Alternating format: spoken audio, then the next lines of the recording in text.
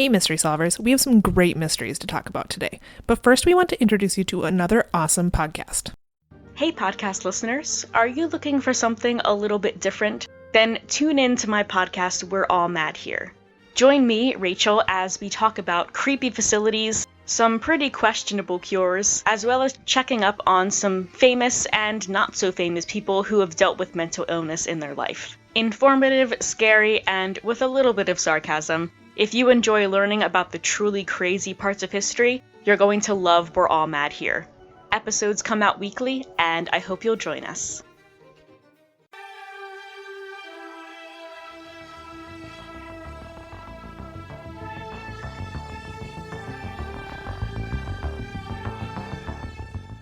I feel like I forgot how to do this. It's been a long time. Hello. Welcome. How's it going, Liz? Hello, Samantha. Hello, Five Ninth List. Oh my, see? It's been too long. We're already off the rails. We've barely started. Hello, Five listeners. Welcome. You are listening to Perhaps It's You, an unofficial rewatch podcast of the classic Robert Stack episodes. That of sounds like Unsolved your Mysteries. late night telephone call voice. Yeah.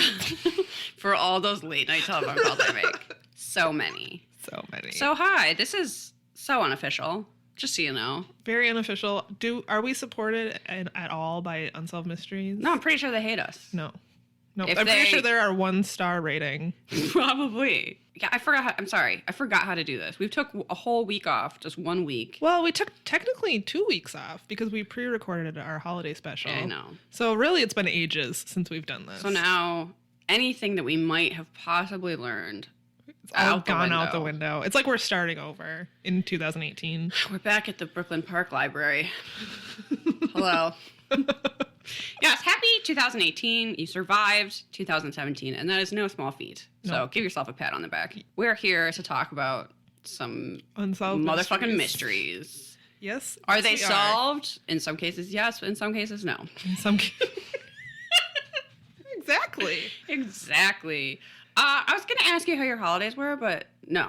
Fuck that. We're going to move forward We're into the not new going year. to think about the holidays. Because people are until next year. sick of that. They're I sick of it. think so. They're done. They're ready to start off a new year. And actually, I know how your holidays were, so And I know how yours was. So. too bad everybody else. Do you have any updates, though? I do have an update. Ooh, exciting. So, if you recall from episode 10, we talked about Anne, the negligee-wearing shed witch. Oh, well, she was a witch, a voodoo priestess, and several other things, as I recall. Yeah, did she worship the devil? Was she a witch? Did she practice voodoo? These were the questions All we of had the above? based on a very inflammatory Unsolved Mysteries segment that was not based on any facts and very determined to besmirch Anne's character. And one of the questions we have is, if she's a witch and worships the devil, why would she make this adorable yarn doll on of her husband that he found on a pillow, supposedly, because there's absolutely nothing to confirm the story. But in our confusion of saying, is this voodoo, is this witchcraft, what is it? I learned that in witchcraft, it could have been a poppet, Oh. which maybe everybody knows about this except me, but I didn't know this. I don't know what this is. Not a puppet, not a muppet, but a poppet is a Okay. doll you make for witchcraft. Oh. So I'm going to read a little bit from an article I found on the internet, written and compiled by George Knowles, Okay. to teach us about poppets. Okay. A poppet is a lifelike figure or doll made to represent a person or animal and is used in ritual magic and spellcraft to effect change through the application of sympathetic or imaginative magic. Sympathetic magic works on the principles of similarity. It is based on the belief that someone or something can be magically affected by doing things to an object in one place that represents the person or thing in another place. To achieve this, a poppet is made as a representation of the person or thing and contains items associated with or belonging to that person or object. Once made and magically charged, any action performed on the poppet is thought to cause or affect a similar reaction on the person or object it represents. The use of poppets in witchcraft and magic is an age-old practice. For example, in more recent times, poppets have been negatively aligned with the voodoo dolls of Haiti, which through popular fantasy fiction portrayed in films and on TV are commonly associated with malicious intent, revenge, hate, or evil. Today, poppets are more likely to be used for protection, prosperity, luck, love, health, and happiness. However, as and when needed to be identified, they can also be used for banishing and binding to prevent harm. So basically, she could have made a doll that represented her husband. And they called it a voodoo doll in Unsolved Mysteries, but in Right. reality, it could have been a puppet. It could have been a puppet. She could have been using that to hex her husband, or she could have been using it to bind her husband to keep him from hurting her. Or she might have been just making a cute Christmas ornament. Yeah, I mean, there's really no proof that any of this happened at all. I just thought it was kind of interesting that this exists. And that it wouldn't necessarily even be harmful, right? Well, it sounds like in most cases it isn't. Right. In most cases, it's not. The article goes on a little bit to talk about the use of puppets by slaves. So you can understand why in that case, yeah, they would have been harmful. It would be like death to my slave owner, right? Understandable. Completely understandable. Hex the hell out of them. Yes. There's I can't remember the name right now, but there's a interesting episode of Fat Feminist Witch, which is currently my favorite podcast, where she talks about problematic language in witchcraft, specifically when talking about black magic and how people sort of use that in a racist way. And one of the things she talks about is how people sort of condemn the use of any magic for harm, but then it's like, if you're a slave, of course you're gonna try to use magic to harm people. Of course. Right? So I just thought that was really interesting. It was not something that... I can't do this, Samantha. I just knocked over the mic stand. I can't talk. I can't sit, apparently. I'm no longer a podcaster. I resign. I'm sorry. My last piece of information I give to you is make a puppet to bind Donald Trump to prevent him from... Or just hex him and fill him full of pins. I don't fucking care. Or to bind him from doing harm. Or to bind him from doing harm. If that's your thing. Yeah. We support it. Yeah. I'm done. Goodbye. I retire from the field of podcasting. The episode ends right now. Me just storm. You know when celebrities get asked some question they don't want to answer and they just like take off the mic and storm off? That's gonna be me right now. No, I can't do it. This might be a bumpy episode. We're gonna have to get back into the swing of things, folks. Please bear with us. You've been so kind so far. I hope this isn't what tipped you over the edge. All right, we're done with this podcast now. Everything is now a 1-star review. It's, Liz's voice is so shrill. Why is she always talking about politics? Stick to the mysteries. That's you. By the way, that's how I think you sound. Yeah. Okay. So I have an exciting update. Oh, okay.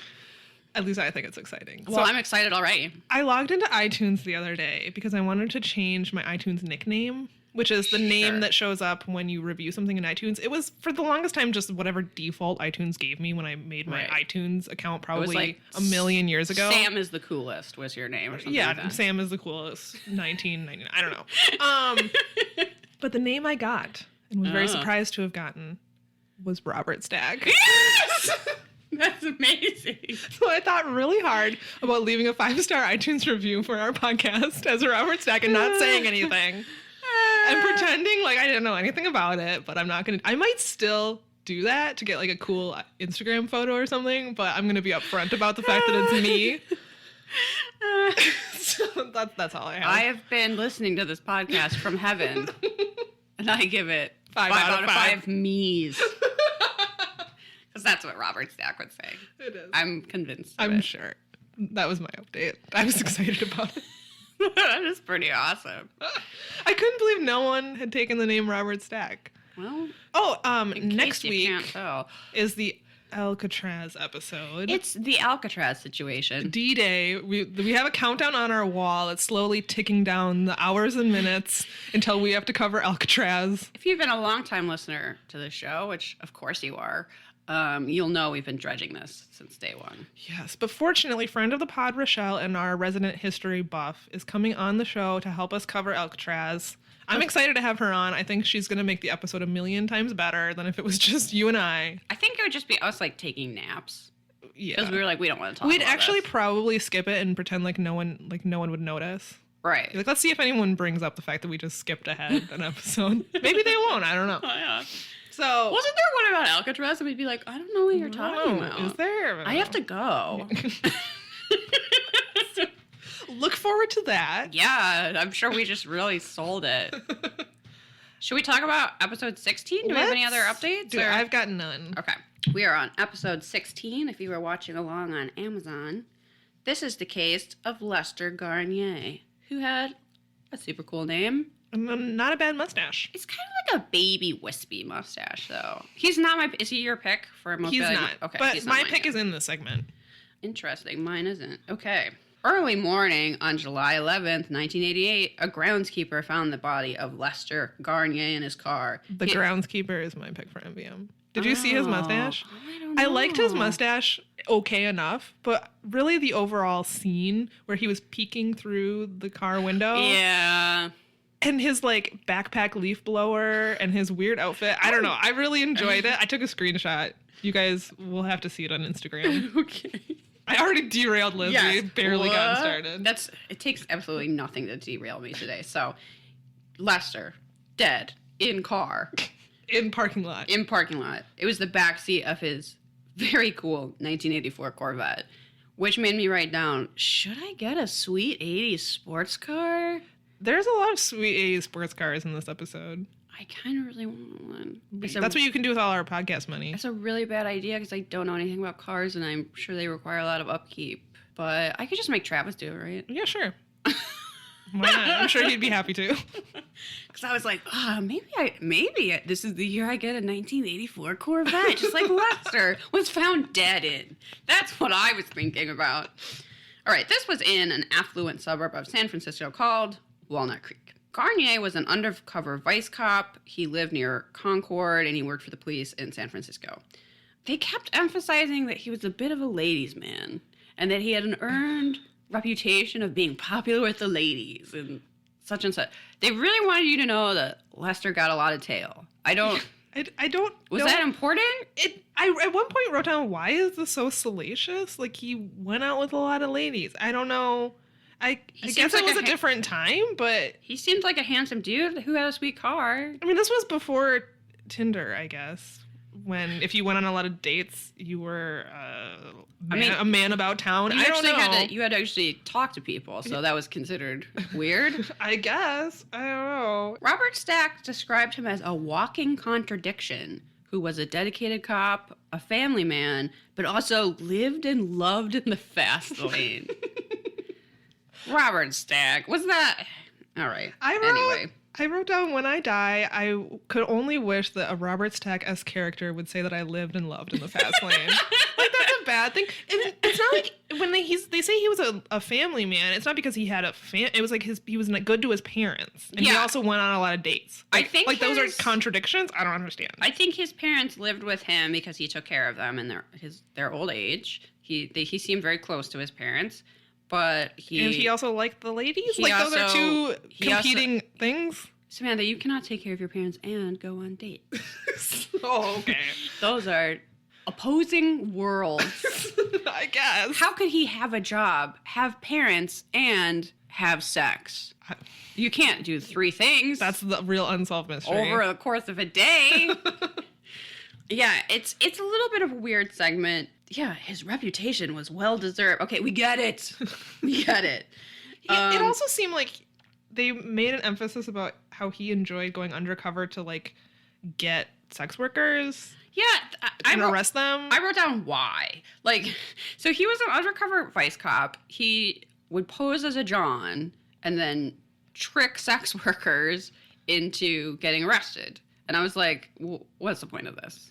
I wondered the same thing. I also wondered how he could do this more than once. Because they said he often did this. It's you would like turn to your friend and go, hey, watch out for that guy. He arrested me last month. Every sex worker you know in the city, you're going to tell them about this guy who poses Look out as for Lester. He's got a wispy little mustache in a sports car. He was pretty distinctive looking. Like, there was a shot where they talk about his beat was the Mission District of San Francisco. There's this hilarious shot where they're talking about his beat, where 80s music swells and you just see sexy ladies' legs walking down. It's the most 80s thing. It really is. Where it's like, these were women of the night. But they're also like gorgeous. Yes. They're extremely beautiful, I assume, actress models that get hired from Unsolved Mysteries to pose as sex workers and walk down the street to swelling saxophone music.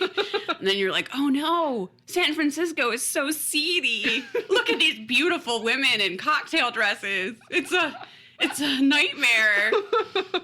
Anyway, what were we talking about? Lester? Okay, so that's what Lester did. That was his job.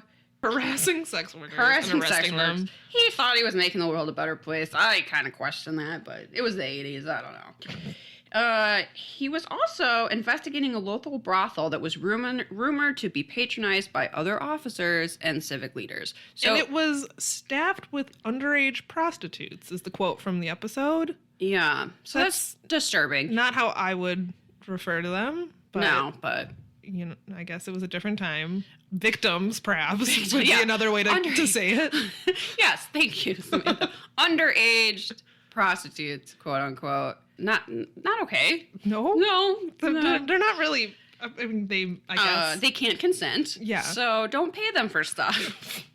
Yeah. So Lester was sort of directly or indirectly involved in bringing down a local politician from San Francisco who had been going to this brothel and turned out raping underage girls. Mm-hmm. So was that connected to his death? Maybe. We don't know. There were rumors that Lester was killed by a cop in the department or this politician, Roger Boaz, who was a mayoral candidate. But those investigations didn't go anywhere. They attempted to find where Garnier had been the 12 hours before he died is unclear. Mm-hmm. He made a call to cancel some plans and didn't give an explanation from his car phone. And the reenactment for that was great. I would love if you would get a screenshot of him driving his Corvette and talking on a phone with a cord. Because that's pretty great. The unknown from the time of his phone call to 11:30 when his car was spotted in the parking lot. The authorities located a witness who was a carpet layer who worked in the building next to the parking lot. He said that he heard what he thought were firecrackers, but it was close to the 4th of July, so he didn't really pay attention. And honestly, that would be me too, because the entire summer people around here light off fireworks, and you could very easily shoot someone, and I would have no idea. In case you're wondering how to kill someone on my street and not have me as a witness. So the carpet layer saw 2 women leaving the area where Garnier was found the next morning. Another witness was driving by the parking lot and saw a woman very briefly and was hypnotized and made a composite sketch, and that all seems very suspect to me. Mm-hmm. At the time of the original airing, the women had not been identified, but they thought that they would have to know something about his death. They found a fingerprint in the car that they believed to belong to the killer, and they offered a reward. In the update, they tell you that they found out who the fingerprint belonged to, but there was not enough evidence to press charges, and that she had since been deported. That woman was a Scottish national named Catherine Kunz. It was her fingerprints that were found in the car. She was actually in jail in Florida for a while based on a murder for hire charge. That she had attempted to hire someone to kill her boyfriend, I believe. And I don't think they were actually a killer and they turned her in. Something like that. She has since been released in June 2008, and she was deported back to Scotland.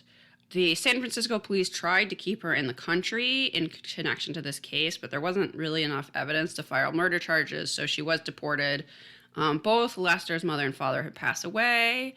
Lester's mother, who's interviewed at Unsolved Mysteries, seems so nice. And so sweet. I'm really kind of sad about that.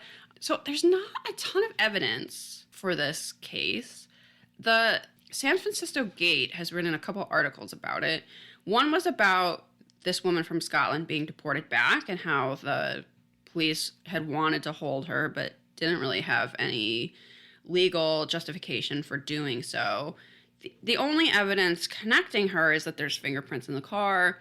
People seem very hooked on the fact that she has been in jail multiple times for drug charges and is also a former sex worker. I don't know that really points to anything. Lots of people do those things and aren't murderers. Yeah, I don't see what her... And nowhere in this do I see a motive for her killing Lester. I'm not saying she didn't do it. That doesn't seem to... Why? But I could see how people would be like, oh, she was a sex worker and he was arresting sex workers. Maybe that was the motive. That doesn't really seem like Would she it kill even him would have been over the that? case. I doubt it. Would you kill a sex solicitation charge versus a murder of a cop? Right. Like, that seems... No. I don't. That seems like a drastic It doesn't seem like a motive to me at all. reaction. There's another article that they wrote called San Francisco's Coldest Case, a cover-up still suspected in the unsolved murder of a San Francisco cop, which is basically saying it's weird that a cop was killed and so little was done about it, because obviously usually those crimes are taken incredibly seriously. Mm-hmm. Either the police department hasn't released a lot of information about the case or they didn't do a lot of investigating. It's not clear. So the article is kind of speculating, like, was it someone within the police department that didn't like the investigation of this brothel? Was it connected to the mayoral candidate? Was there like some level of a cover-up in that case? I mean, this article, I can post it on Facebook. I'm not going to like go through the whole thing. It's a lot of speculation. Like, I don't see a ton of evidence that points to that. It's mostly saying it's weird not more came of this case, which, yeah, that does sound kind of weird. I also found, and I couldn't find any follow-up on this, I found this like ridiculously tabloidy article from Scotland. This is the headline. This is not my word. Murdered vice cop's family demand truth from ex-hooker suspect. And it was about... Okay. Yeah. So this is about how Lester's sister was saying she was going to fly to Scotland to demand answers from Catherine, saying that she wanted to know what his last words were and did he suffer and did he beg for his life. That basically the police department was assuming that it was Catherine. His family was assuming that it was Catherine, but there wasn't really the evidence to prosecute that, and that she wanted some answers. This is an extremely salacious tabloidy article. I have no idea if it's true, and there didn't seem to be any follow-up to whether or not she actually went. I don't like... It's possible this woman did absolutely nothing, and like every Google search ties her to this case and talks about her being like Right. A potential murderer. a crack cocaine addict and a hooker and all that. Like, she might have done literally nothing. Yeah. And then this is like saying like her whereabouts and that the sister was going to go yell at her. I don't know. Oh my God. If she had nothing to do with it, it's very sad. Even the the city of Walnut Creek on their website has like still, even though she's not been charged with anything, this is what they have on their website. It's a photo of her and it has her name and that she's from Scotland, blah, blah, blah, where she lived. And it describes her as a known user of crack cocaine. And then like her aliases and stuff. She put this on their website? Yeah, this is on the City of Walnut Creek website. Oh my God. Why? She's not charged with anything. She's not wanted in connection with this case. But she's like tarnished with it forever. That sucks. So hopefully she did it because she's... Yeah, that's terrible. Yeah, every time someone Googles her, that's what they're going to come up with. They're going to come up with known user of, quote, crack cocaine. Yeah. I'm very sorry for Lester, who seemed like an all right guy. Yeah. But I'm also kind of sad for Catherine because everybody's just decided she's guilty. With no evidence. With literally a fingerprint on his car. Like, they could have gone on a date. Yeah. She could have asked him for directions. It could be anything. Right. She could have gone, oh, this is a nice car, and touched it. Like, someone saw her in a parking lot, and they have one fingerprint. That's it. Yeah, that's not evidence at all. Well, that sucks. It seems to be that she had a criminal record. Now, supposedly, she did try to hire someone to kill her ex-boyfriend. That, weirdly enough, I only saw one mention of that. All this other inflammatory stuff is just about her being a sex worker and a drug addict. No one else is talking about the fact that she possibly tried to hire a murderer, which seems like more inflammatory to me. Yeah, that's very odd. But, so I kind of wonder if that's even true, because I saw that one time. Yeah. Huh. Weird. Well, all right. That's Lester's case. The end. Okay. Well, now we can talk about the very sad story of Kathy Hobbs. Oh, we can we? We can. I will say this episode has a lot of true crime stories, which I did like. This one's kind of sad, though. I mean, well, most true crime stories are sad, but anyway.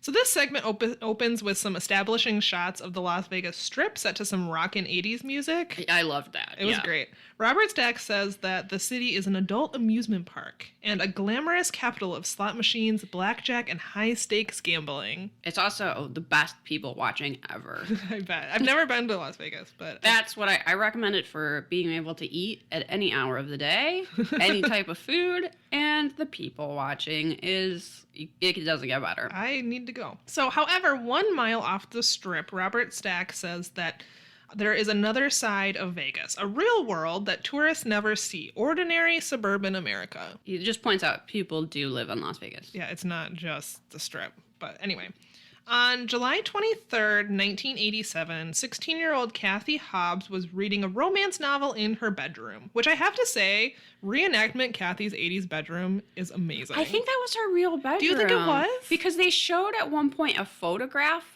of it when she didn't come home that wasn't the reenactment. It was just like a still shot. And I think they really shot that in her bedroom. Her bedroom was adorable, and I want it. So cute. At one point, they showed the actress who was reenacting her on the bed doing one of those like yarn pillow things. You know what I mean? You made one of these as a child. What's that called? Cruel? Is that what it's called? I'm not even sure, but you pull little pieces of colored yarn through a net, and it makes like a puppy face or whatever, and then you put it on a pillow. It was She had like adorable. the Teen Beat posters of cute celebrity boys up on the wall. Her and there was mismatched dresser with the doily. I loved everything about it. There's like little heart rainbow decals, or It was so cute. I love seeing a teenage bedroom. Oh my god. And it brought me back to, like, they said multiple times throughout that she was kind of a solitary teenager who liked to read. And I'm like, this was me. I related to her so hard. I was like, is this my life? Did I die at 16 in Las Vegas? So anyway, she's reading a romance novel in her bedroom. At 11 p.m., she decided to walk to the supermarket to buy another book. The market was just 1.5 blocks away. Before leaving, Kathy wanted to give her mother a kiss, telling her mother that she might stop to talk to other kids and may not be home before she went to bed. Kathy had made this walk many times. Her friends in the neighborhood often gathered at the neighborhood pool.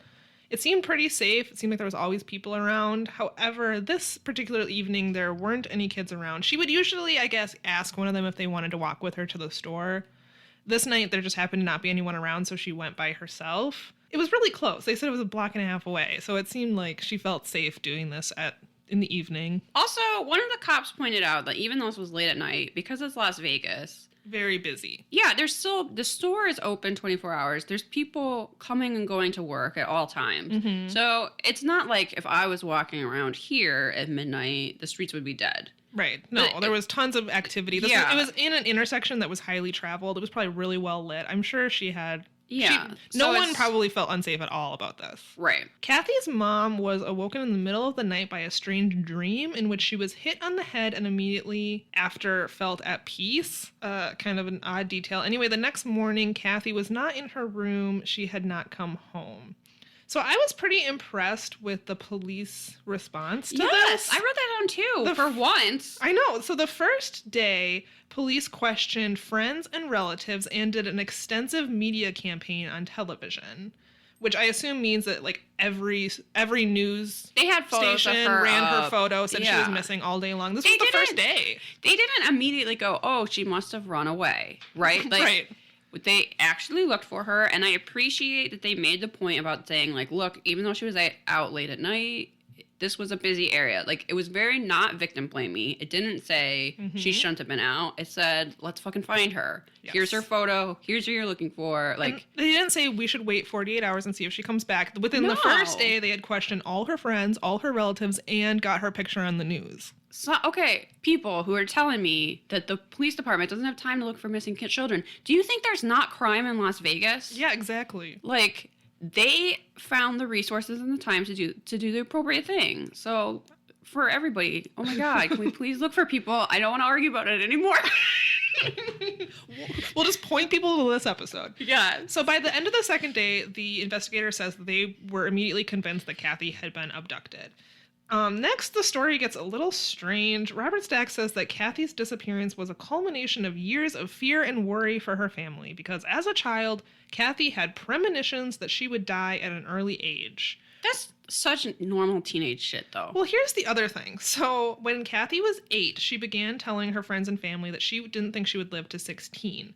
However, immediately thereafter, Kathy's mother said she didn't have a good childhood. Her father and I went through a bad divorce when she was 8.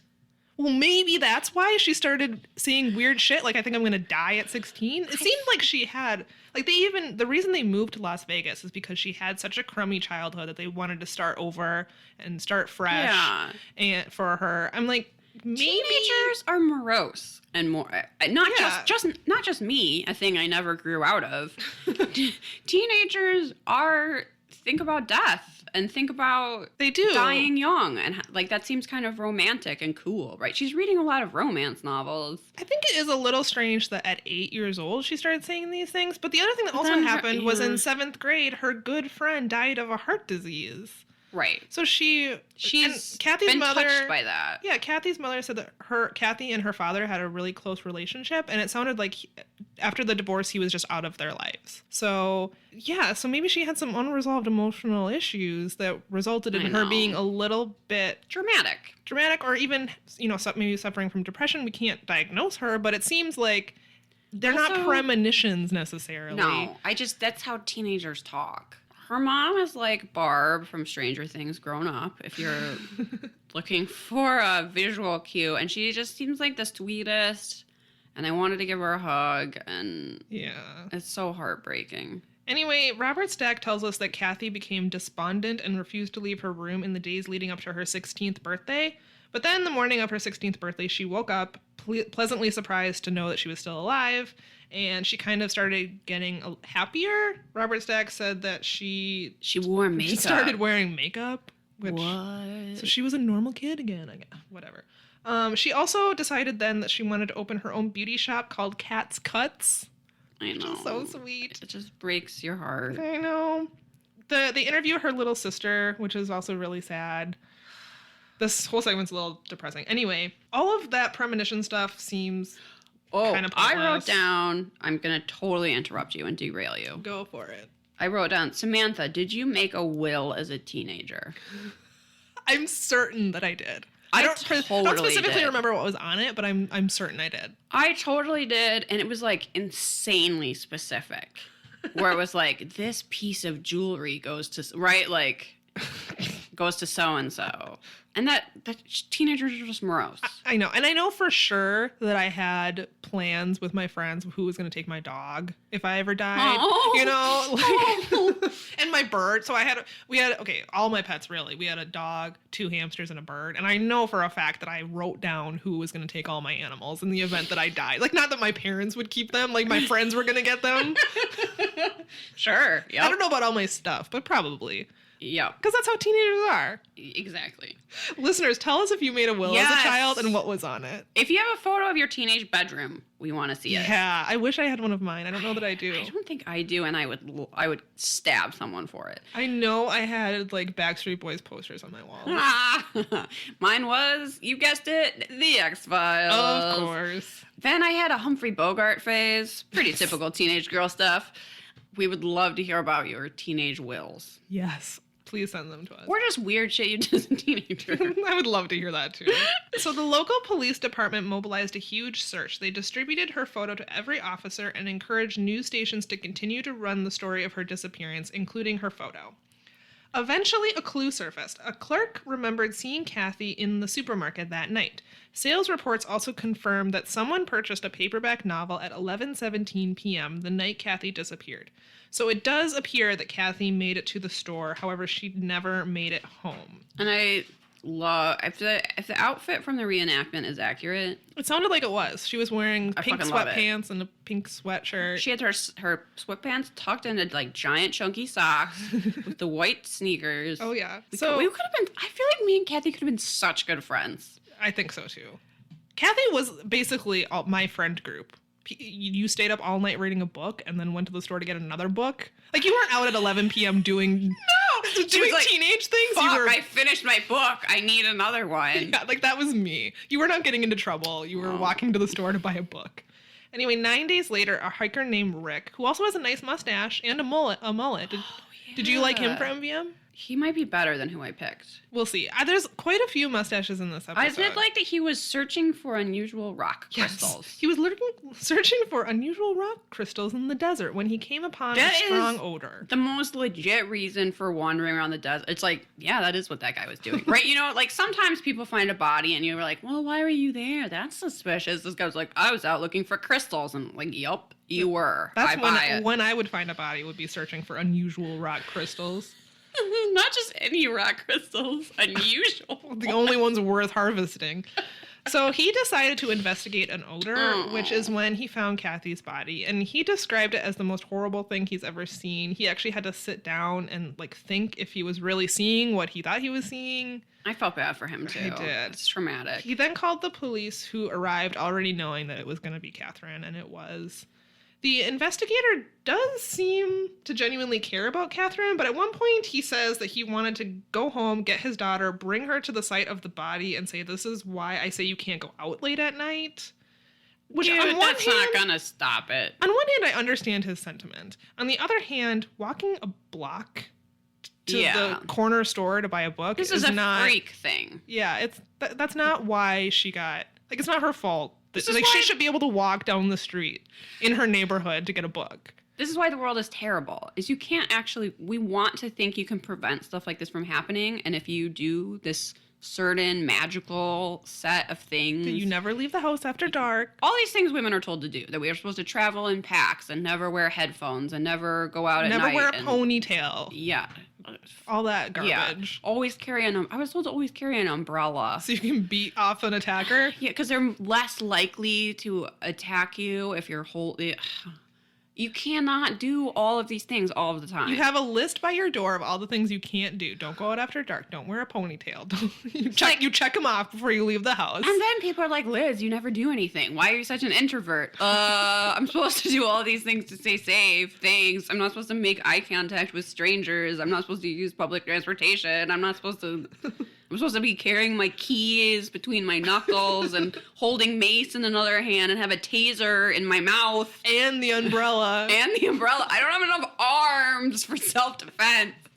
You're supposed to remember the self-defense steps on top of that. It's ridiculous. And you can't do that. The universe is a chaotic, horrible place. You can't actually prevent bad things from happening. It's superstition to think that you can. Exactly. So I realize that this guy is scared for his daughter, but there's nothing you can do. I know. And presumably his daughter was around Catherine's age, so I understand He being was like, upset by this holy fuck. and wanting to protect your daughter from a similar thing. Anyway, I'm frustrated by the sentiment that you can't like walk down the street. Well, you should have been a guy if you wanted to walk down the street, Samantha. That's true. So tire imprints at the scene show that a vehicle pulled in and out of that spot. There were also 2 rocks splattered with blood near the body. The blood was Kathy's blood type, and the coroner confirmed that she died from repeated blows to the head. So the interview with Kathy's mom is really upsetting to watch. I would recommend just fast-forwarding through that. It's hard. She said that Kathy made it to 16, but not much after that. And she's honestly crying. I know. It's really bad. Basically, she says there's someone out there killing kids, which is true and horrible. Oh, so they also found letters in Kathy's room addressed to each family member that were dated 1 month before her 16th birthday that were like goodbye letters. Oh, I think this is why I wrote down the thing about the will. I know. Which, I mean, and again, kids are morose. Like, yeah. That also really has nothing. She made it to 16, like, presumably, I don't know. So then, the most frustrating thing about this whole situation, on October 24th, 3 months after she disappeared, a man left a message on the police answering machine saying that he saw a man grab a girl outside the store. This infuriated me. He said that...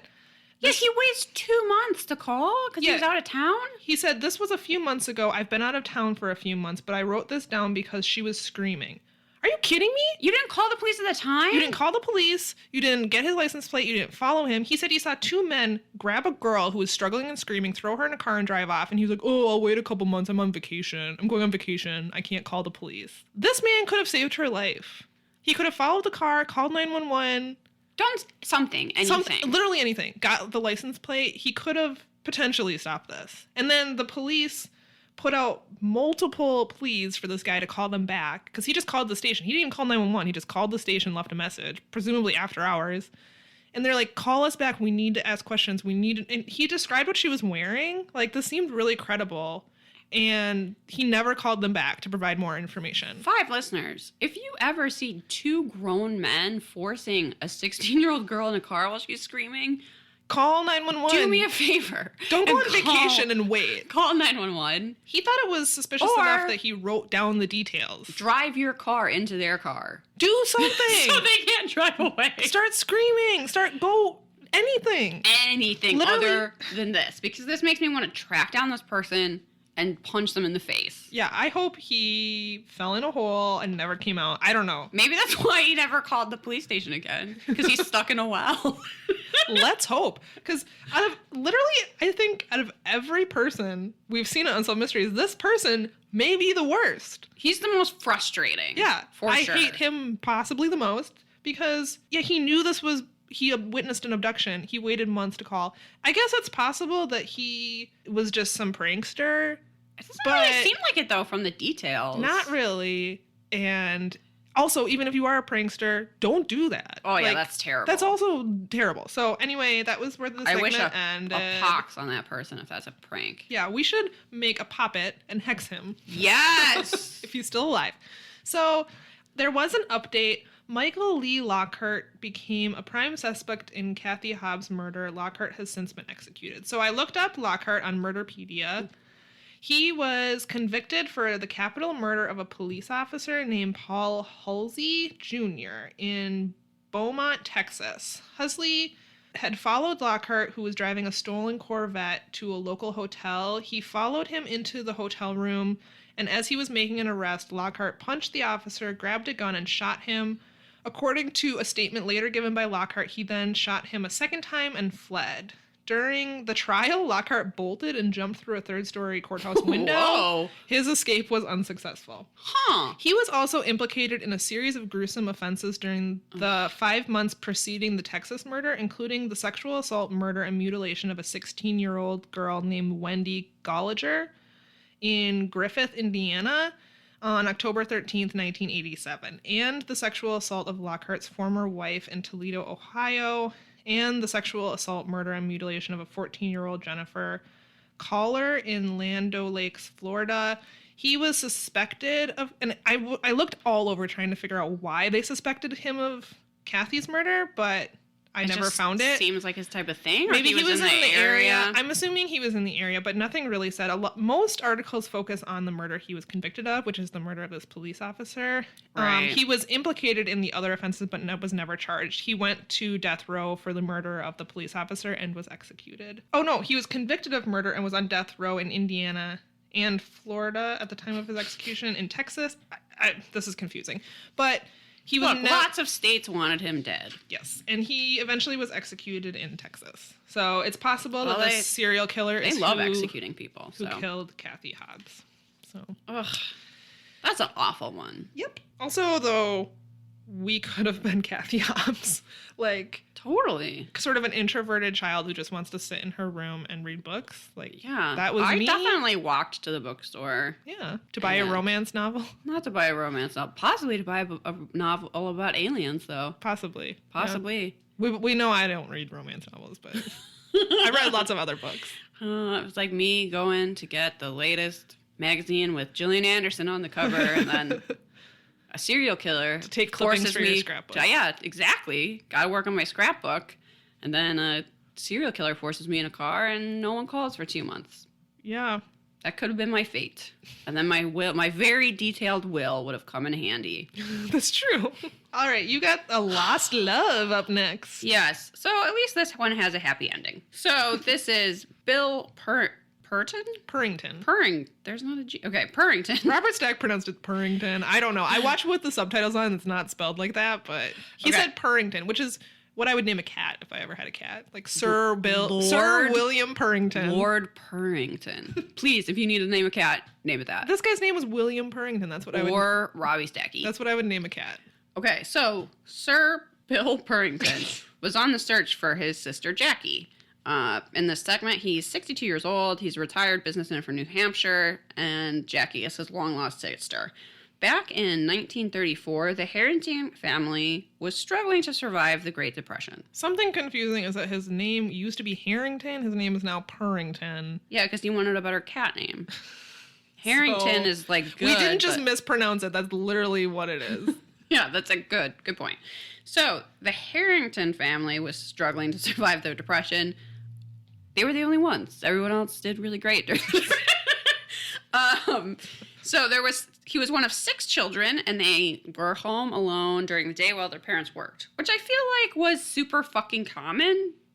Also, his older siblings were like watching them. Like, yeah. I don't even think this was that big of a deal. No. It said his neighbors suspected his parents of neglecting the children. I think they just were out trying to make money in the Depression, and the kids had to stay home. Yeah, I think this was really, really common, and I don't understand why this was taken so seriously. If it was anything like the reenactment, they were doing fine. Yeah, so on August 3rd, 1934, the children were throwing a birthday party for Bill and Jackie because they shared a birthday.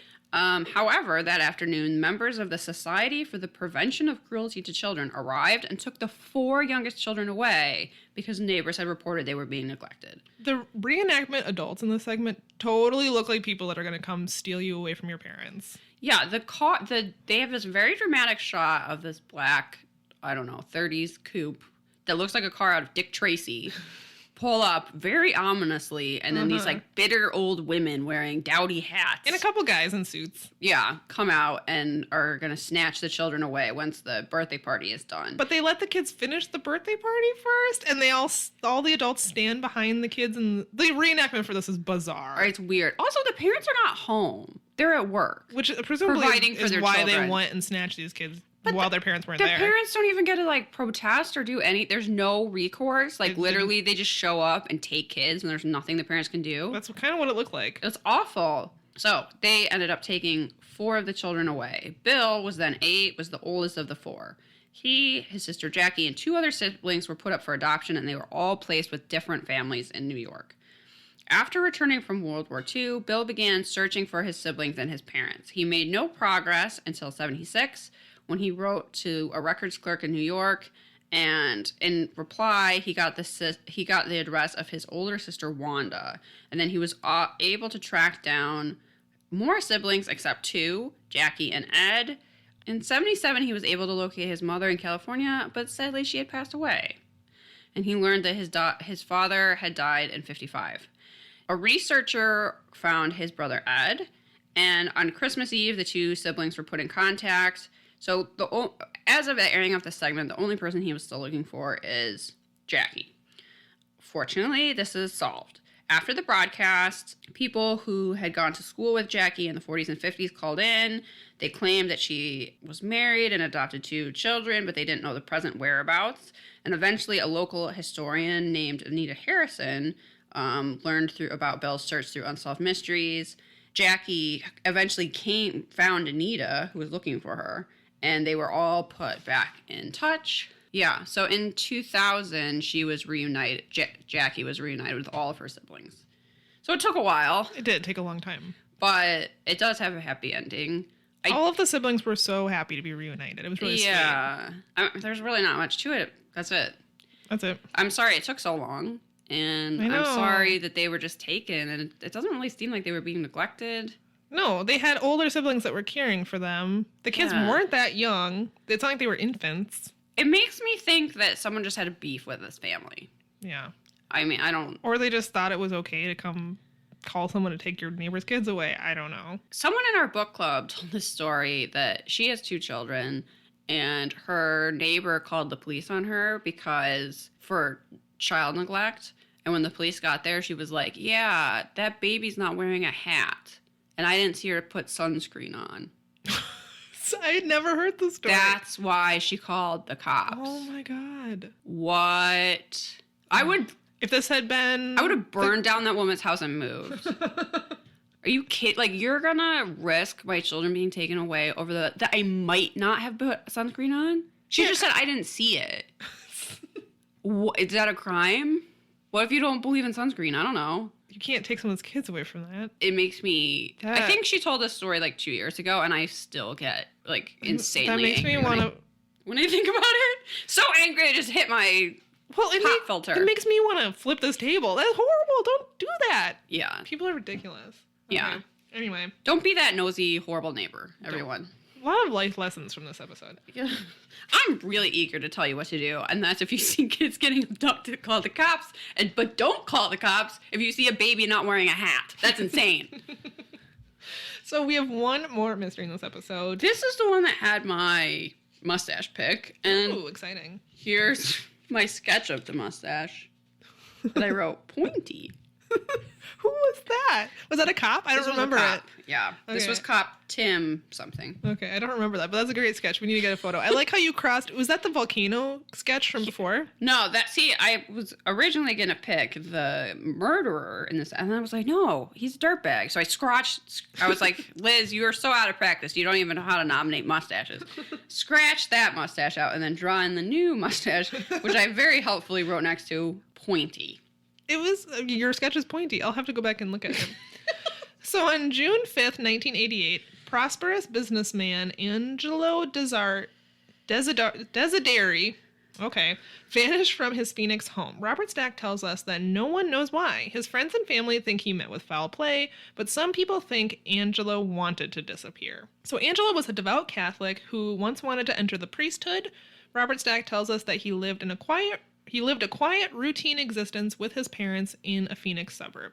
I don't think he lived in the same house as his parents, as we'll see later. I think he just lived in the same town. It was very strange. Why did they emphasize? Okay, here's my question about this. Yes. Betrayal of... Do you have questions about this betrayal? Yes, I do. I did as well, and I have answers for you at the end. Okay. Because I think you're probably wondering what happened to this guy when he seemed like a homely... shut in. No, that's not my question. What's your question? My question is, so they kept emphasizing that he's very, very neat. Oh, yeah, like he had obsessive compulsive disorder or something. I was wondering if they were trying to say he was gay in an 80s way. I paused because I was thinking, they did emphasize that he had never been married. They kept being like, he was fastidiously neat, and he lived alone with his parents, and he owned a store, and he didn't enter the priesthood. And I was like, am I supposed to be interpreting this that he's gay? Maybe. That never crossed my mind, but now that you mention it. They just brought up that he was neat so often, I just kind of thought of that Seinfeld.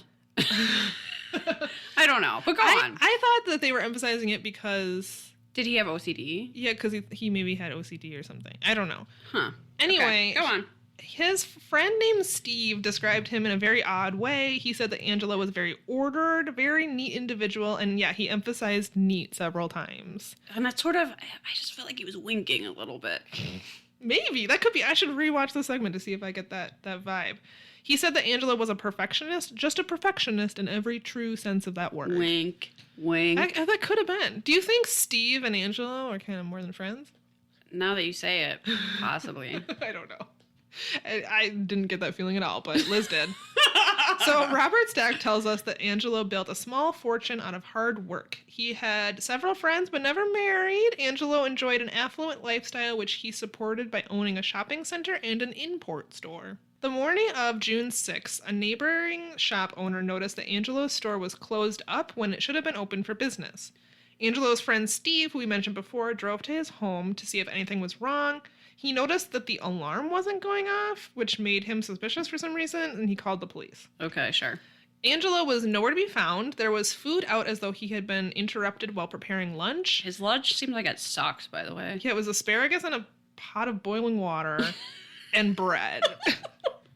Yuck. Great lunch. I would have run away too. I do love asparagus, but first of all, I don't boil it. Second of all, just that and bread?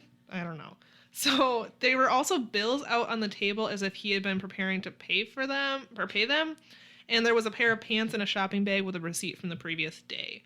The detective says if we could just find out why he left in such a hurry, it would give us a clue as to where Angelo is. So it does seem like they're already operating under the assumption that he left on his own free will. Yeah, which that seems weird to me because who would do that in the middle of making their lunch? I have no idea. Also in the garage, they found Angelo's car cover crumpled on the ground, but Angelo was compulsively neat, as Robert Stack says, and always folded Wink, wink. I mean... I like that could be evidence. his crumpled car cover. It's like, oh, he would never do that. Like, no one will ever say that about me. No. No. If you find my car cover, which I don't have a car cover, but if I were to ever start covering my car, folded in a corner, that's when you know something happened to me. Because I would never do that shit. I would just throw it to the side. If you come in here and the bed is like really well made, something is up. I didn't do that. That's a cover up. Are right all there. my clean clothes folded and in a dresser instead of just in a laundry basket pile? Suspicious. Angelo's neighbors that he had seen Angelo's Cadillac. His fucking nosy neighbor that was like, he didn't stop to talk to me, so it was very suspicious. Yeah. He said he saw the Cadillac speed off the Sunday Angelo disappeared. He didn't get a good look at the person in the car, but it appeared to be taller than Angelo, and it wasn't like him to pull out without acknowledging him. Whatever. Rude. He didn't Whatever, acknowledge his dude. neighbor. I don't know. It could have been weird. I mean, I wave to my neighbors if I see them. It seemed like their houses were right next to each other. Yeah. He was out, like, in his garden or I just something. thought it was a hilarious comment, but if the car, like, suddenly took off very quickly and was not the way he usually acted, then yeah, that is suspicious. Mm-hmm. But for him to be like, he didn't wave, it's just a like, little rude. Yeah. So at 6:30 a.m. Monday morning, Angelo's car was found burning 400 miles from Phoenix in a San Diego parking lot. An accelerant was used to light the car on fire.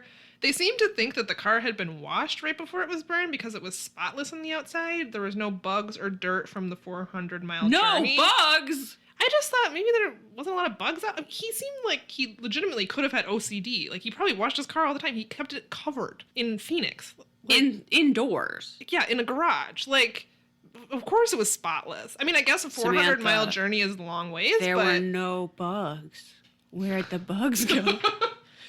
The guy was like, I've never seen someone wash a car before burning it in my career. I'm like, I think his car was just always clean. I don't know. That didn't seem like evidence to me of the fact that Angelo had washed. I don't know. It was very strange.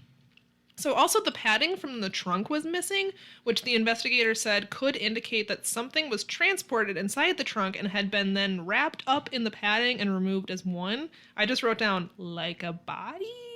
I mean, that seems like... something. Anything. Oh, yeah, like him. Yeah, like Angelo. Like Angelo. Angelo's sister said that Angelo disappeared with almost nothing. No toothbrush, no clothes. The only items they discovered missing were Angelo's attaché case, which we know what that is, thanks to Robert Stack. Some jewelry and money. She also says that... the only things missing were things you would steal. Yeah, in a robbery. Strange. But he must have just left. He must have just left. She also says that she cannot conceive of her brother burning his prized Cadillac. Which... Yeah, why would you burn any car? I don't know. Of course. So he was a super neat dude who lit his own car on fire. Yeah, his prized fancy Cadillac. So what an old man thing to have, a prized fancy Cadillac. Aw, adorable. It is. So the police retraced the trip back to Phoenix, stopping at gas stations along the way, but no one matching Angelo's description had been seen, and Angelo's credit cards had not been used at any of them.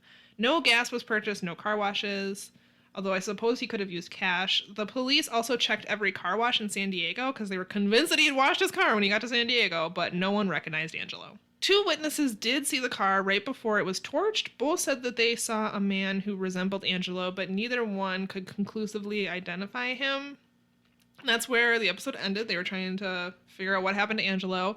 He was murdered. Yeah, there's an update. On March 15th, police charged local resident Joe Callo with conspiracy to commit armed robbery and burglary on Angela Desideri.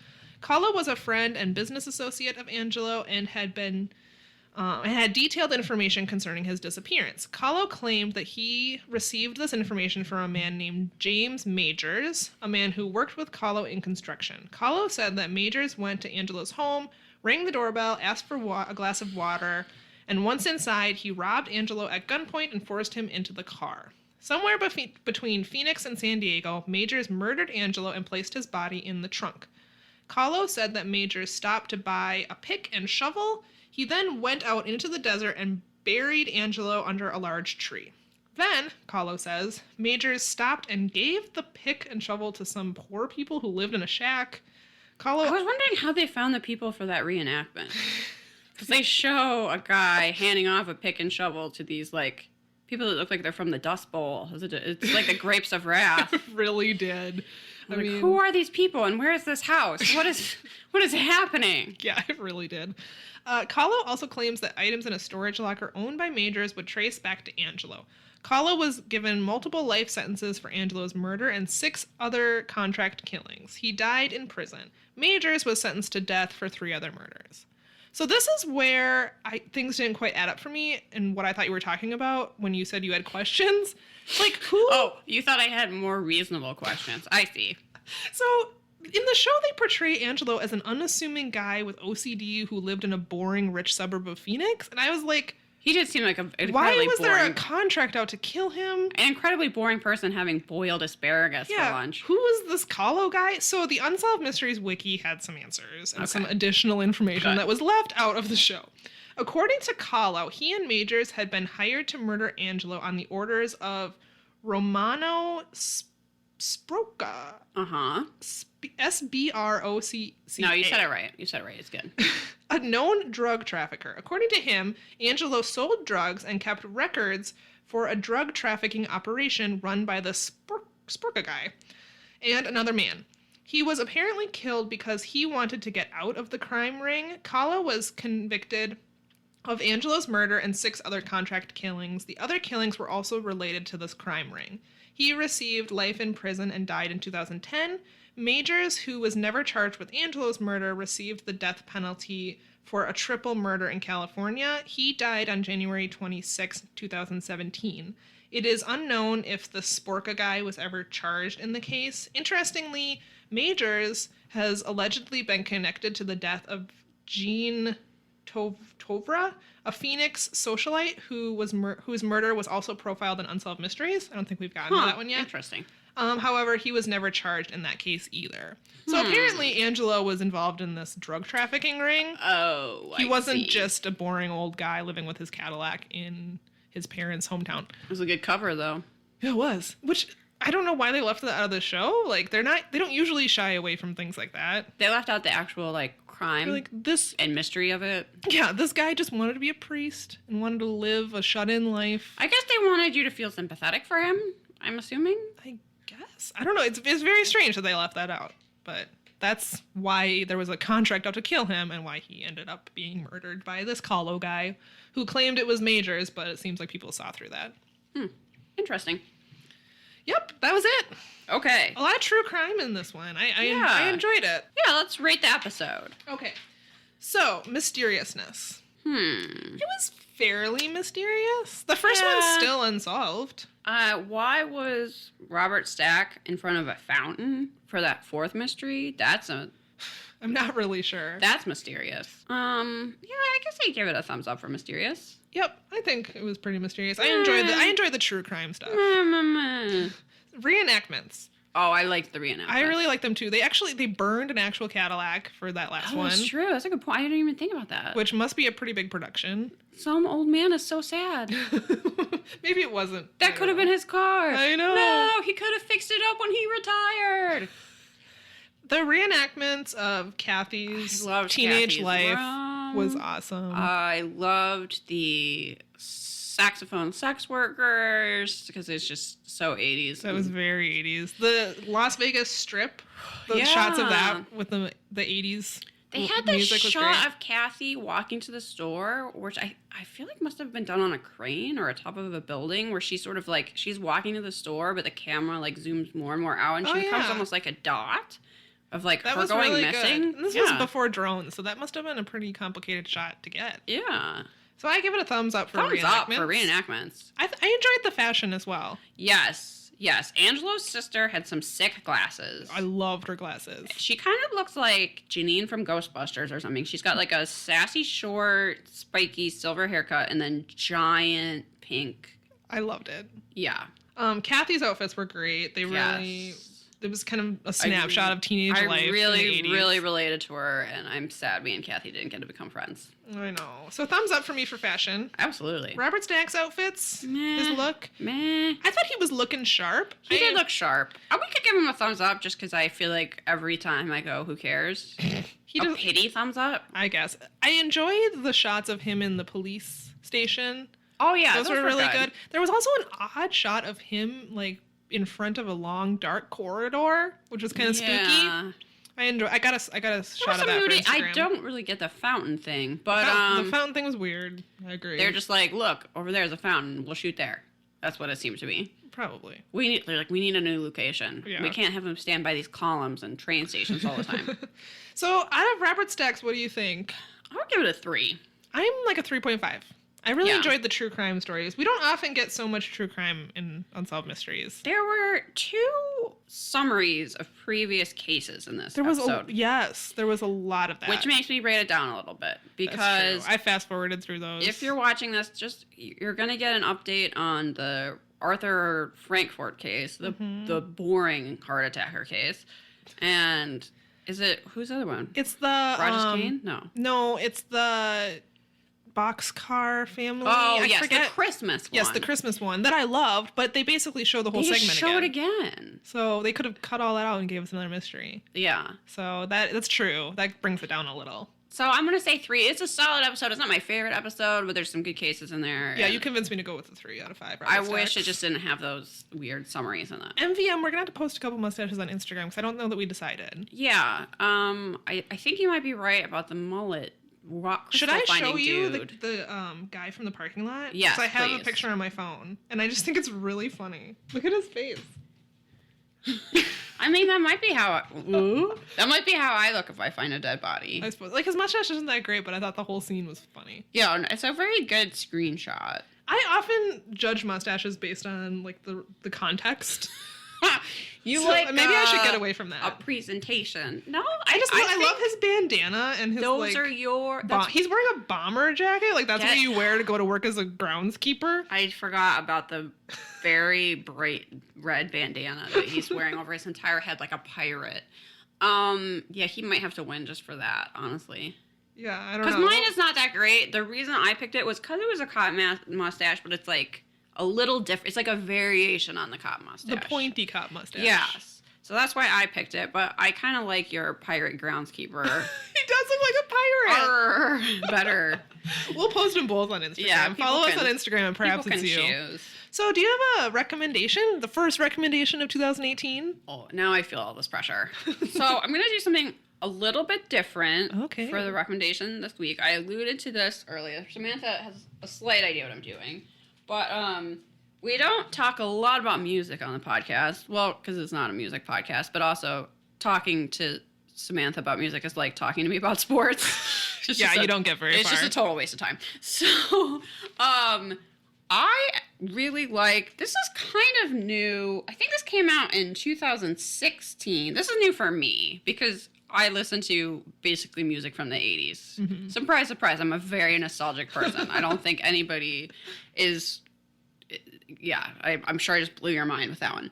But I really like an album that came out by the band Choir Boy called Passive with Desire, which... we're not going to play any of it. I don't want to violate their copyright. It's on YouTube. I'll put a link on Facebook if you're interested in a listen. It has a very post-punk synthwazy sound. So even though it's new, you're not going to, you won't be surprised that this is something that I'm listening to. I love it. I think it's beautiful. And I ended up with 2 copies of this vinyl record, so we decided we're going to give one away. Even though it has nothing to do with Unsolved Mysteries, really, but I feel like if you like music on Unsolved Mysteries, you might like this music. Oh, yeah. It's sad sack music, for sure, because that's the type of music that I listen to. When I'm sad, it comforts me, and when I'm in a good mood, it makes me feel better. Sad music is the best. So we're going to do a giveaway. Yes. We're going to post, by the time you hear this, I will post on Facebook a picture of Robbie Stackey holding this album. If you would like to win it, you just have to like that picture and then stroke our egos by commenting what is your favorite thing about the podcast. And that will enter you to win this record. You will also get their 7-inch single for the band Sunday Light will be included. I realize that's a little odd, has kind of not really anything to do with Unsolved Mysteries, but you really enjoy this band and would like to maybe get them some new fans, and this is a way to do it. So we're promoting a band that you enjoy and some music that you like, and check them out. Check them out. They're from Salt Lake City. I think it's really good. And I feel like I had something else to say about that, but if you have a turntable or you're getting a record player or you just might get one in the future, enter our giveaway. Or you can just display it. Yeah, because it's got some vampire dudes on the front, so... If that goes with your decor. Yeah. Oh, I wanted to add that this is open. If you're international, you can still enter. I'll send it to you. I'm happy to go to the post office and fill out the form. There just might be tariffs or duties on your end that won't be covered because I won't know what that is. But Yeah. but enter. we'll send it to you for free. Because we got a lot of international listeners. So if you're that one person, we have at least one person in Australia. If you're that one person in Australia, enter. I will send this to you. Sean. Hi, Sean from Australia. Hi, Sean. I actually know his name. You're he supports eligible. us on Patreon. Thanks, Sean. You're eligible to win this record if Heck you would yeah. like it. Anyway, that's my recommendation is Choir Boy, Passive with Desire. Nice. If you want to pretend that it is the early 80s forever, even with new music, this record is for you. Perfect. Which, who Ta-da! doesn't? So I have like a New Year's resolution-esque Oh, yeah. recommendation. It's a phone app. So I am like most people, I spend too much time on my phone. Sure. And it keeps me from doing other things that I enjoy, such as reading books or, I don't know, doing whatever. So I recently discovered the app Forest. Oh, okay. Yeah, I know about this.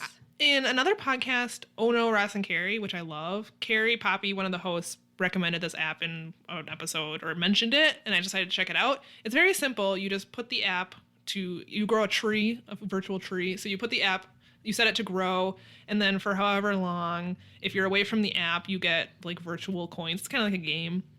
So I've been setting it for 30 minutes at a time usually, or sometimes an hour, and I'll go and I'll read. How long can you not touch your phone? Exactly. Okay. And I've really enjoyed and you get coins for whenever you're successful, and if you get enough like virtual money, you can grow a real tree. So they partner with an organization that grows trees around the world. That's so nice. And so yeah, you contribute to a good cause. You can kind of see how many trees people have grown by participating in the app. You can also like have friends and like have little competitions and stuff, I think. I've really enjoyed it. It's really got me away from some... But how, Samantha, I need to be time- able to bug you at all times. I mean, I don't spend that much time away from my phone, let's be honest. Apparently, on the Android version, I have an iPhone, you can whitelist apps. So if you leave the app, but you go to an app that you've whitelisted, you don't get as many points, but you get some. Oh, okay. Because in the iPhone, if you go away from the app, you immediately lose, and like you don't get Sure. as much coins or whatever. So, I mean, I guess you can cheat if you have the Android phone and like make your text message or Twitter or something on the Sure. put it on the whitelist, and you could, I don't know how that works. I don't have one. But I do kind of wish that the app would allow you to just set it to start, and then however much time you do it. It's kind of like you have to set it to 60 minutes, and if you get to 59 minutes and accidentally close your app, then you lose. Okay. But overall, I like it, and I like the fact that it actually helps the world by growing trees in areas where they need trees. So you're doing a little bit of good, and you're also kind of trying to stay... It's like a little encouragement to For the most part, get less screen time. I disagree with people who say, like, we're on our phones too much and blah, blah, blah, and like it's a detriment to society. Because I think technology is great, and it connects us, and everyone should have the access to the internet. But myself, personally, I feel like I spend too much time just mindlessly scrolling through Twitter and making myself angry by reading like political tweets. There's a balance to it, right? So- like, are cell phones the downfall of society? No. Would I have met Samantha without the internet? Exactly. No, we wouldn't even be making a stupid podcast if it wasn't for the internet. We met on Facebook, so thanks, Facebook. Yeah. But also, sometimes, are you just procrastinating? Am I constantly just like looking at Facebook or Twitter, hoping there's something new because I don't want to go do my laundry? Yes. Or do I just feed my rage at society by looking at political tweets on Facebook? Yes. Yes, and then going, why did I do that? That now I don't. Where do I direct this rage now? Exactly. Now I'm just angry, alone in my house, furious, wondering if mankind is even worth saving. Yeah, exactly. Or if it's good, the world's going to explode because we don't deserve it. Yeah, exactly. So I'm finding that I'm slightly happier in 2018 from spending slightly less time doing that. There's other apps too you don't have to use Forest. I think there's all kinds of other ones. I just like it because it grows a real tree somewhere, and Yeah, that's cool. I don't know. And you like plants. Yeah, I like plants, exactly. Yeah. I have a small second recommendation that I wanted to, it's actually sort of a plug. If your New Year's resolution is also to read more books and you're in the Twin Cities area, we went public with our book club that we mentioned before. Yes, come. You can hang out with us. Yeah, you can come meet us if you're in the Twin Cities area. We're not strict about having read the book. Like, No. you can show up and have not read it and just Have I usually only hang read out. half of the book? Yes. Yeah. I'm always about half a book out behind. So that's fine. That's fine. You can like our Facebook page. We're Twin Cities True Crime Book Club. So you can find us by searching Twin Cities True Crime Books. And it's a public page. We have a public event. We've always been open to everyone, but previously we organized through a private Facebook group. So if you didn't know about the group and weren't in it, you never knew about this. You couldn't know, yeah. We're free and open to everyone. We're hoping to read some new releases this year. I saw that you had posted one on the Facebook page today. Yes. I want to read that book about the Golden State Killer. Yes. Which looks really good. And it's not out yet, but it's coming out, right? Yes, I believe so. We're also going to read, I hope, Harold Schechter's new book about Belle Gunness that's coming out in April. Oh, yeah. Hell's Princess looks really good. There is a book that came out, I think, last year that's actually fiction, but it's based on the Lizzie Borden axe murders. Ooh. That I really want to read, and I think we might put on the schedule. I would like to do at least one novel. We did a novel in December of this year, and we really enjoyed it. It's nice to break up all the true horrible things that have happened with a little fiction. We don't read strictly books about murders. Last year, we read a book about the Dilatov Pass That's incident, actually my favorite one that we read. Which was my favorite book club meeting. It was so funny. It's more of like a paranormal kind of mystery type situation, and we had so much fun laughing about that book and that was my favorite mystery. one that we read. Yeah, it was my favorite one too. So we break it up. There's a book that came out, I think, last year as well about plagues that I might put on the schedule that looked really good. Okay. I saw it on a list on NPR. So yeah, if you're in the Twin Cities area, you can also just like our page if you want to follow what we're reading and get some suggestions. Because we read a lot of books that I don't think are usually featured in book clubs. So because we're cooler. Because we're way cooler. So we have a way better book club. Twin Cities True Crime. Even though book club. Mike It's not and Josh affiliated. tried to make fun of us for having a book club meeting like we were old ladies. Well, when you think of book clubs, I think you think of a different demographic. But everyone who comes to our book club is relatively young and cool and awesome. Way cooler than we are. Let me just say that. Oh, that's definitely true. Hi, Jeanette. Yes. I'm probably not listening. Jeanette is the coolest. Everyone who's come to our book club meetings have been awesome. And like I said, we're open to everyone. So if you're in the Twin Cities area and you just want to hang out with some cool people or maybe meet us. Because I know we have some local listeners, so I wanted to plug it. Yeah, that's a good idea. Read some books, people. Yeah. That's all I have. I'm just going to, in honor of Megan, our resident librarian, I'm going to remind you, this is, I suppose, my New Year's resolution for the year, is to actually remember to use my library card. Yes. I go to the library. I just fought for a library card, and damn it, I'm going to use it. Because, maybe you don't want to buy 12 books this year for book club. That can add up. Understandable.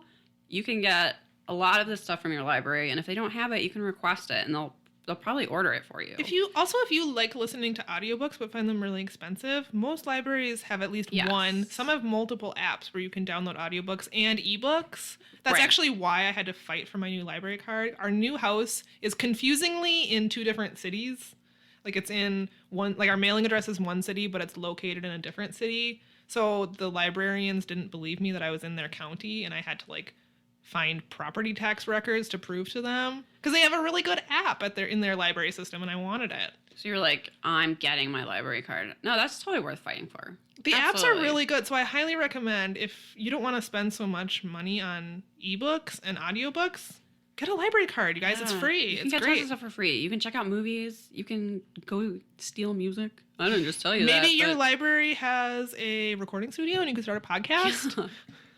Maybe if you live anywhere near the Brooklyn Park Library in Minnesota, that thing is a fucking palace. That library is awesome. That's where we recorded our first episode, and also has just an amazing children's section with this giant light bright wall and all this other stuff. It's unbelievable. Libraries are great, you guys. Libraries. You probably already know this, libraries. But sometimes you just forget because it's a resource that we can take for granted, I think. I agree. So, if there's something that you can vote on in your town for more tax money to go for libraries, always do it. Yes, they always. need it, and they'll give you free audiobooks. How can you not like that? Hell yeah. Well, thank you for listening, you guys. Check us out on iTunes. Give us a 5 out of 5 Robert Stacks rating if you feel so inclined. We only accept 5-star reviews, so it's 5 stars or just don't bother. Follow us on Facebook, Instagram, and Twitter at Perhaps It's You. If you are going to email us a photo of your teenage bedroom, it is perhapsitsyouPodcast@gmail.com. You can support the show on Patreon. We are at patreon.com/perhapsitsyou. Maybe if you donate, we'll make you a poppet. Yeah.